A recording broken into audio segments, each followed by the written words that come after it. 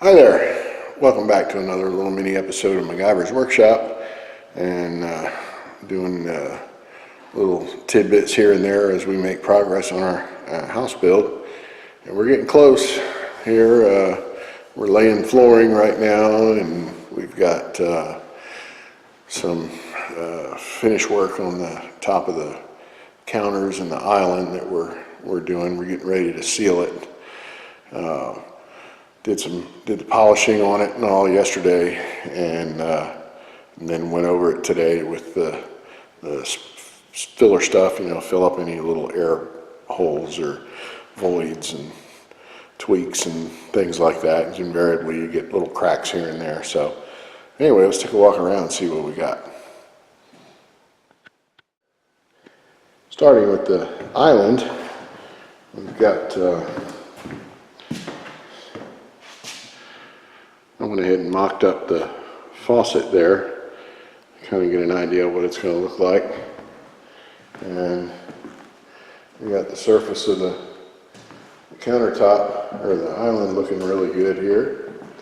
And we're going to use an epoxy sealer called Stone Lock D32K. And it's a multi-step system that it's kind of like a prep coating, and then a primer, and then with some epoxy, and then polyurethane resin that goes over the top of it. And supposedly that's the best thing out there. We'll see how it goes. They say it's a bit of a challenge to put down because it's multi-step, and you got to mix parts A and B together and just right in the right amount of time and all that. So we'll see how that goes. I think I feel pretty optimistic about it. I think we can do a good job with it.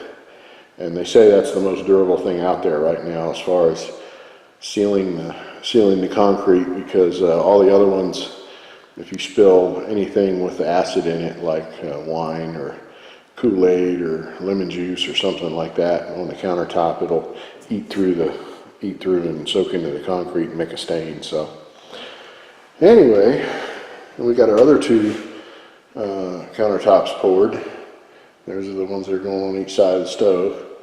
And I've got a little support brace in there right now, but that'll come out once we finalize everything and I get it bolted to the wall. I'm going to wait till I get it sealed first before I lock anything together. And then the flooring, we've got that. And this has been a bit of a challenge because I've been trying to do it without any transitions between the rooms, and that makes it a bit of a bugger because everything has to line up just perfect. Otherwise that floating floor won't click together. But I had to basically start from one end of the house and work my way to the other. And so far we're managing to do it. You can see there's no transition in the doorway there. But when you have that line of flooring running, this line here, and you got where your floor comes out here, it has to match what comes out here. Otherwise, it's not going to work. So, like I said, been a bit of a challenge, but we're getting there with it. And then Tammy's going to decide on what kind of color she wants to stain these cabinets. Jury's still out on that, but I trust her judgment when it comes to stuff like that. I'm not good at picking colors. So,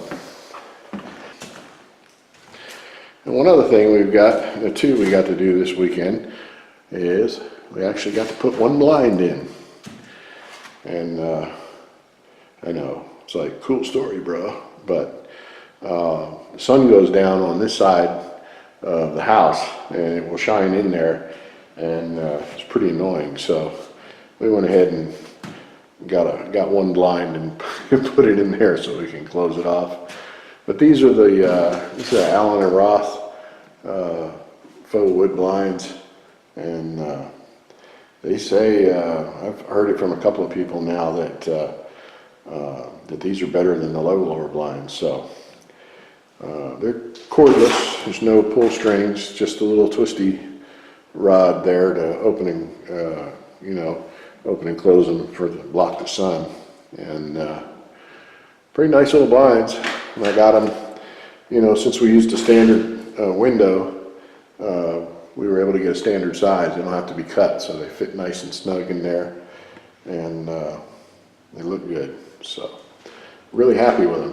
And then, of course, later on, then we'll have a curtain rod and a curtain or something there, but not yet. But that's about where we're at right now. I've made it out this far for this weekend, and then got the countertops done.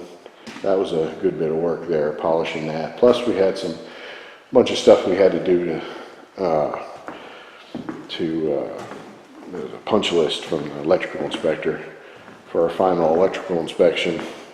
There was some, I ran outdoor wire here under the porch for the porch lights. And let's see if I can get to where we can see this. It's not too dark yet, but it actually has to be protected, despite being the outdoor gray Romex or gray wire. So I had to run seal tight on that light, and then the floodlights here.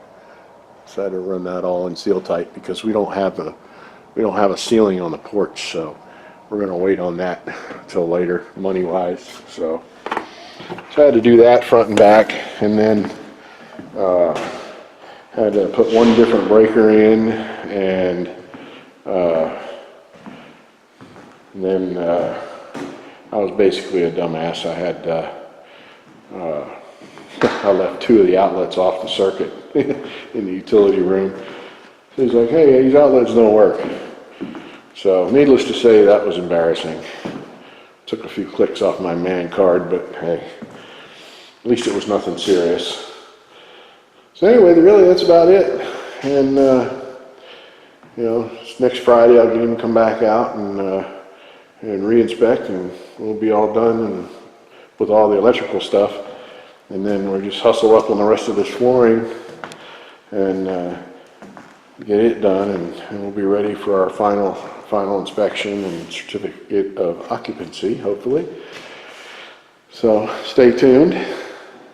Thanks everybody for following us here in our journey with this. It's a 40-year journey. But we're doing it, by God. We're building our own house, and we're doing it right, and doing it, getting it built the way we want it built, no shortcuts. So again, thanks for watching. Stay tuned. We'll keep everybody up to date as we make more progress. Talk to you later.